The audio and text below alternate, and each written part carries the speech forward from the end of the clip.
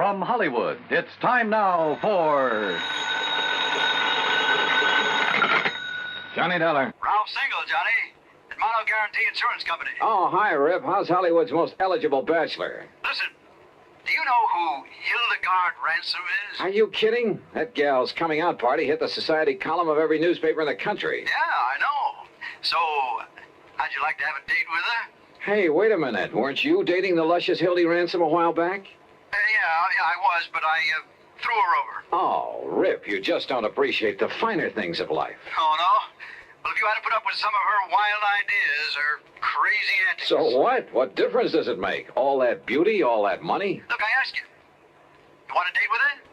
At company expense. Well, why not?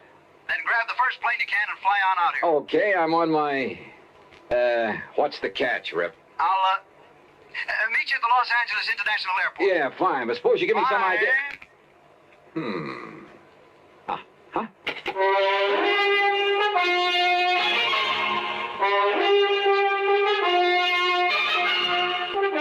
Bob Bailey in the exciting adventures of the man with the action-packed expense account, America's fabulous freelance insurance investigator. Yours truly, Johnny Dollar.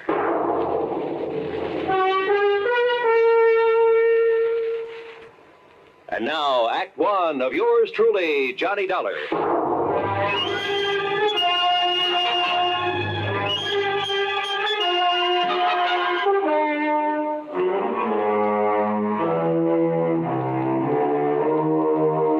Expense account submitted by Special Investigator Johnny Dollar to the Mono Guarantee Insurance Company, Los Angeles office.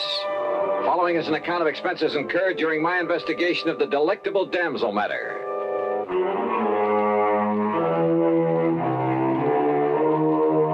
Expense account item 1, $107 even, Hartford to New York, and a DC 7 mainliner to Los Angeles. Single is a good name for Rip. He has a knack for meeting wealthy, important people, particularly women. Yeah, they practically swoon under his spell, and he sells them insurance. I'm not sure I approve his love 'em and leave 'em tactics, but it's no wonder he knew Hildy Ransom, heiress to a couple of $1 million. Hi, Johnny. But he hadn't told me why he wanted me to meet her, and I was sure it wasn't just for a date.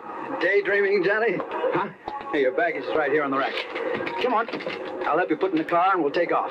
Oh, hi, Rip. Sure, where's the car? Over here in the parking lot. Hey, what were you dreaming about there at the luggage pickup? Oh, Hildegard Ransom, who else? And I take it your little romance with her, the one that hit the headlines a while back, is all over, huh? Oh, sure.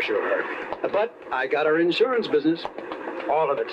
And, Johnny, if I had to, I could live off the premiums of that one account alone. And it must be pretty big, because if I remember the way you live, fancy clothes, fancy apartment. Well, you can't take it with you, boy.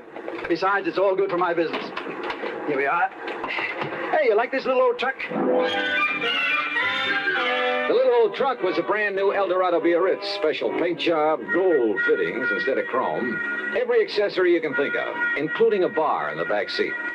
Yeah, Playboy, party boy, Rip Single hadn't changed a bit. And if you make contacts, make them right where the money is, and if it's a pretty girl that has the money and you can charm her into your arms, baby, you made a sale. Okay. Now tell me, Rip. Johnny, did you ever hear of the Cape Star? What's that? Well, it's an emerald. As big as a robin's egg in a 14-carat mounting loaded with diamonds and rubies. A brooch. Value? Nearly 300,000 clams. This Hildegard Ransom owns it? Uh-huh. Or did. How'd she lose it? Well, all I know is that she called me and she said it was missing and that she wants me to go out and have a look. Out where? Well, I don't want that wacky dame to get her hands on me again. Now, you heard of some of her crazy escapades. Like the time she flooded half of the Bel Air estates. The what? Well, she didn't like the looks of a fire plug on her 5 acres up there, so she had the gardener plant some dynamite under it. Oh, brother. Well, I gotta do something for laughs, she said. Oh, the old story of the idle rich with too much time on her hands, huh? Yeah, that's right. Well, that kind of stuff can lead to trouble sometimes. Where is she, Rip? Bel Air, did you say?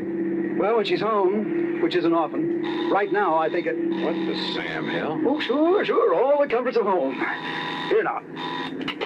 Hello? RHS 1121. That's right, operator. One moment, please. I have a call for you. Oh, thanks. Oh, brother, when I get rich enough to put a mobile phone in my car. Oh, it doesn't cost much. As a matter of fact... Rip Single, are you coming out here to see me or aren't you? Oh, well, now, Hildy... The fifth time I've called. And Rip, if you don't do something about my loss of the Cape Star, you call the police. Well, sure, of course. I might have known you would. So they'll tell the papers. More publicity for you in that lousy insurance business. But, Hildy, I always notify the police... Well, you know what that means. It means reporters, photographers, cops, half the town falling all over themselves when I get in. Look, Hildy... So if you or somebody else, and I don't mean the cops, if you don't get out and try... Darling, You know what, I'll cancel every policy I have with you. My own, the houses, the cars, this old tub, everything. Here, will you take this, Johnny? Yeah, sure. Hello?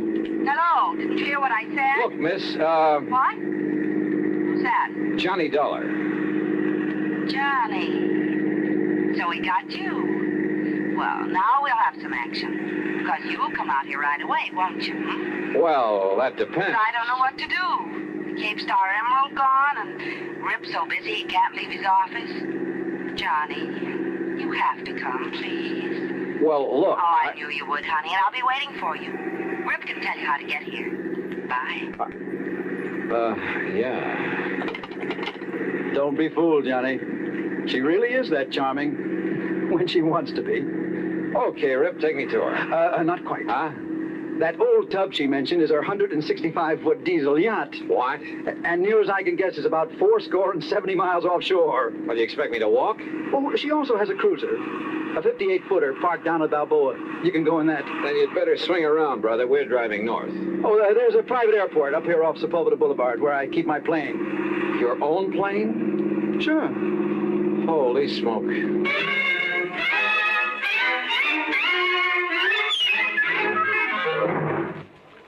Act two of yours truly, Johnny Dollar, in a moment. And now, Act two of yours truly, Johnny Dollar, and the delectable Damsel matter. During the ride from Los Angeles to Balboa in Rip Single's private plane, he admitted to me that he hadn't made all his money in the insurance business. Seems a rich uncle had conveniently died some years before. Lucky stiff. Rip, I mean. Look, all I know, Johnny, is that Hildy took the Cape Star Emerald along with her on this yachting trip, and now it's gone. Yeah, how much of a trip? Oh, Lord knows where she's been. She said she might end up in China, the Philippines, most anywhere. You see, she has the money, she has the time, and she's done everything under the sun that normal people do, so now she keeps looking for the unusual. Anything for a thrill. Yeah, well, when did she discover the stone was missing? She radioed to me today. From out on the high seas? Yeah. She said she was certain she had it the day before because she'd worn it. And then when she went to look for it, it was gone. Some member of the crew, do you suppose? I don't know. Maybe she dropped it overboard. You mean purposely? To collect the insurance? Who knows? Oh, but if she has so much money... Well, who knows? Maybe she hasn't lost it at all. She just wants company. Oh, look, there's Newport and Balboa down below. I'll circle Hildy's little summer house before we land. Hildy Ransom's little summer house turned out to be a mansion right on the waterfront. And tied up to the long dock was not only the cruiser, but a snappy little speedboat, a small sailboat, and a couple of outboards. All very nice. Not so the skipper of the cruiser. No, my orders the last time I spoke to the Hilda Moral were to take you out to her, Mr. Single, nobody else. Look, we just talked to Miss Ransom by radio, and she wants you to take Mr. Dollar out there. And I tell you, my last orders Well, were... forget your last orders. Hey, I look, said those look, were look. my Hey, orders. wait a minute, please. Skipper, have you got a radio on this cruiser? Of course. All right, then. Make contact with the Hilda Mora. Find out for yourself. Okay, I'll do it. At the same time, you can get her position, okay? We'll see. Well, give dear Hildy my love, or whatever else you can think of. Anything that'll keep her from switching her insurance to somebody else. You are a louse, aren't you? You don't like me, do you? No. Were you ever really serious with her, Rip?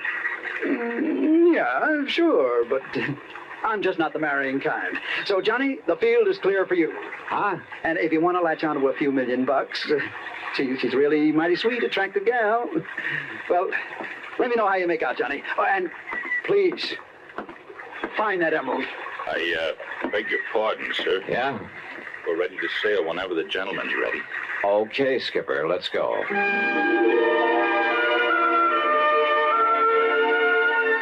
The cruiser turned out to be a dilly, luxury from stem to stern. And the trip out to the Hildemora took much longer than I'd expected. In spite of the powerful engines that sent us through the water at over 18 knots, it was well after dawn the next morning when we hove to alongside the Hildemora. And that 165-foot diesel yacht made the cruiser look like a broken-down rowboat. As for Hildy Ransom, 5'6" or 7", she was blonde and she was beautiful, with quick blue eyes that had fun and laughter sparkling in them, and a figure. Well, come on, Johnny. Come aboard. And Marty, you keep the cruiser around in case Mr. Dollar wants to go ashore again. Hi, sir, Miss Ransom. Hi, Johnny. Welcome aboard the old tub. You call this floating palace a tub? Well, after the holes that got shot into it, it's a wonder we're still afloat. You've been shot at? Off Formosa on the China coast. We had a ball. For a while, I thought some of the red aircraft were going to strafe us one night. Oh. But it got too dark for them, and the captain, the old fuddy-duddy, turned off all our running lights, and we headed out to sea again. What under the sun were you doing off the China coast, Miss Ransom? No, it's Hildy. Oh, just finding out what goes on in the world. You know what I really wanted to do? What? Pay a visit to Joe and Lai. The Red General? Why not? But they wouldn't let us ashore long enough without a lot of fuss and bother, so... Now, let's go into my quarters and talk about the Cape Star. Yeah, okay. I could kill that Rip Single for not coming out here, but I'm so glad you could. You're even better looking than I'd heard. Huh? Are you as much of a wolf as Rip says you are? Oh, well, now, wait a minute. Okay. I'll find out for myself. It might be fun finding out. Johnny? For a minute, I began to wonder. Maybe Rip wasn't the only one in this affair who turned on the charm to further his own ends. Hildy Ransom, let's face it, was a wealthy ne'er-do-well who'd do anything for a thrill. Couple her with a character like Rip Single. Yeah, I wondered. But then, walking along the deck with her, I saw something that suddenly changed my mind. One of the crew who ducked into a doorway when he spotted me. Who, I wasn't sure. But I had a sudden mental image of his eyes, somewhere in the past, looking at me over the sights of a gun. Act 3 of yours truly, Johnny Dollar, in a moment. And now, Act 3 of yours truly, Johnny Dollar, and the delectable Damsel matter.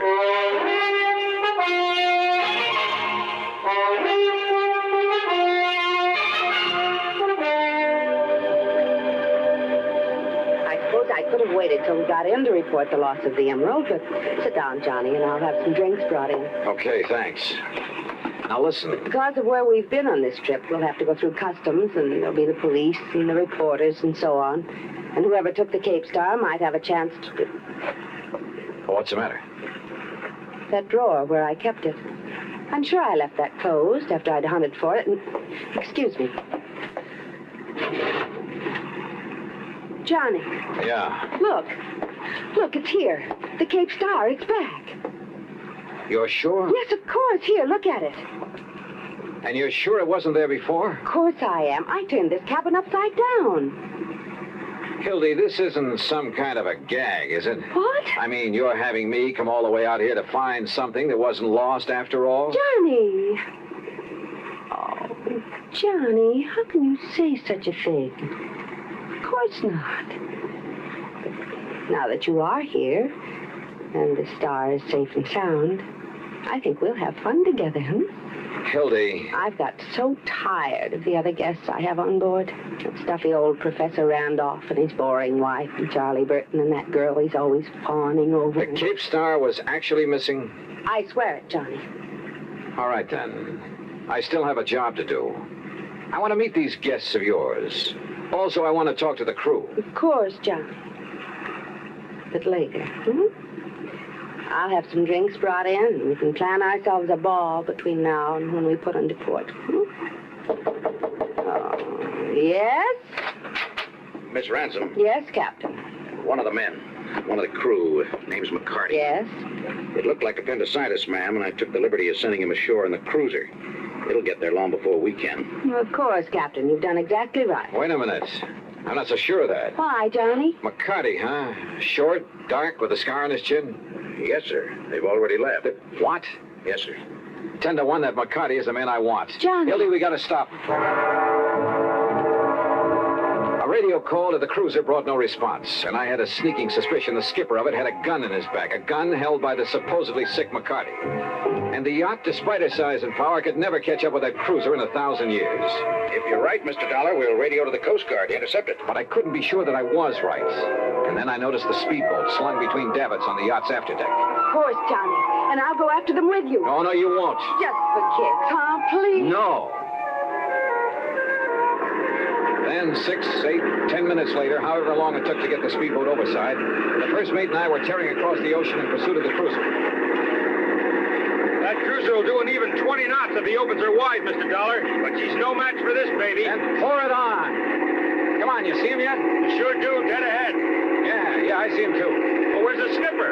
McCarty's up on the bridge alone. Hey, look out, that puff of smoke. He's shooting at us. Then hang on, I'm going to swerve around. But he'd never hit us at this range anyhow. Stay down low. He might get lucky. You got a gun to answer him? No. Well, there's a Berry pistol. Use it for shooting up distress flares. Where is it? This cabinet under the dash. You see it? Yeah, right. It's no match for a 38, but if you can swerve us in close enough, keep swerving. Right. Hey, look. He's having to reload. Then get us in there fast. Here we go. Well, let him have it. Let him have it. Yeah. Hey, you got him. You got him. Come on, give me another load. Here, Dollar, right here. Watch him, huh? He's changing course. Hey, you're right. Look out, he's turning into it.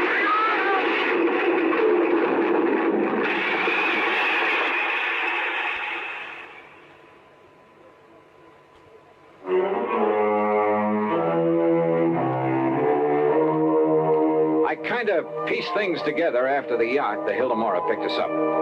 By sheer luck, my shot with a flare gun had struck McCarty full on. He was badly burned. And after the smash-up, the mate had pulled me out of the drink. By then, the yacht caught up with us. And do you know what he was doing, Johnny? That man who called himself McCarty? Hi, Hildy. Smuggling. Narcotics that he picked up in China. Yeah. He knew he'd never get through customs when we came to port, so he stole the Cape Star. Just long enough to make sure the cruiser would come out to us. He knew I'd sent for somebody. Oh, yeah, I get it.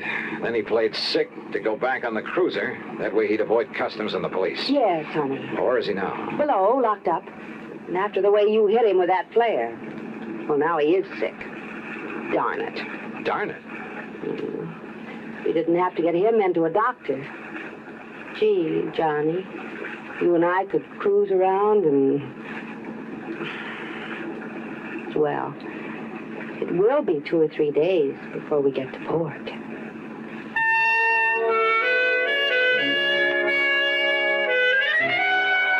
Three days. And what a 3 days. But, oh well. Expense account total, including transportation back to Hartford, $230 even. Remarks? It's funny, isn't it? You never know what you're going to get into when you take on even the most routine kind of case. Yours truly, Johnny Dollar.